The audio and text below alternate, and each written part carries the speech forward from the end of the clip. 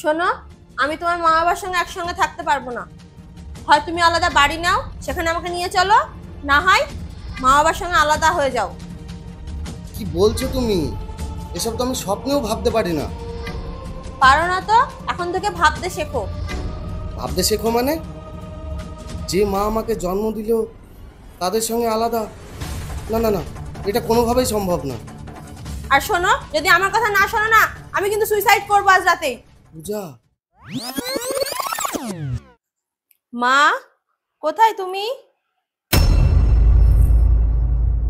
এ কি মা, বৌদি থাকতে তুমি ঘর মুছছো কেন?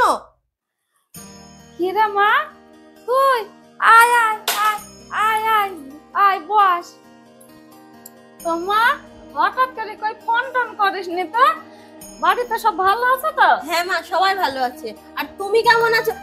আরে মা, তোমার তোমার গা তো পুড়ে যাচ্ছে, তোমার তো খুব জ্বর। আর তুমি এই অবস্থায় বৌদি কোথায়? বৌদি, বৌদি। ও ও ঠিক আছে ঠিক আছে। কি ব্যাপার, আসতে না আসতে এত হাক ডাক কেন? মানে বৌদি, এটা যদি আজ তোমার নিজের মা হতো তাহলে তুমি কি করতে? তুমি আসার পর দেখি দাদা একেবারে পুরোই পাল্টে গেছে। বোন, আমার কথাটা তো একটু শোনো। কি শুনবো তোমার কথা? বৌমা, আজ তুমি থামো, আজ যা বলার আমি বলছি। এই, তুই যে বৌদিকে অমন করে বলছিস, জানিস আমার কবে শরীর খারাপ হয়েছে? একদিন আমি ফোন করিনি, তুইও তো একটু ফোন করে খোঁজ নিসনি। বৌদি তো আমাকে দেখছে। তোর বৌদি জানিস 2 সপ্তাহ ছুটি নিয়ে বাড়িতে আছে, আমার সেবা যত্ন করছে, ওষুধ খাওয়ানো, বাড়ির কাজ করা, সংসার সামলানো সব তোর বৌদি করছে। আর তুই এসে না জানি ওরকম বলছিস? তুই তুই তোর শাশুড়িকে দেখিস?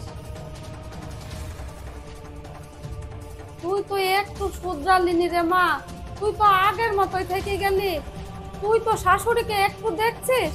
তুই দেখতে হবে বলি ভাড়া বাড়িতে গিয়ে আসিস। আমরা জানিনি, সব জানি। জামাই সব বলিছে ফোন করে। জামাইয়ের মায়ের যে অত অসুখ, হাসপাতালে ভর্তি ছিল, তুই জামাইকে দেখতে যেতে দিয়েছিস?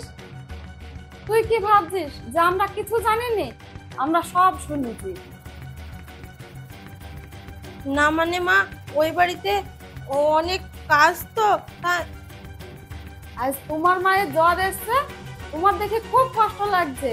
বৌদিকে কতগুলা কথা শুনিয়ে দিলা, আর তুমি কি করছো? তুমি সেই ছোট থেকে একই রকম থেকে গেলা, একটু শুধরালা না। অমন করে আর বলো না মা। আজকে তোমার জ্বর দেখে আমি অনেক কিছু শিক্ষা পেয়েছি।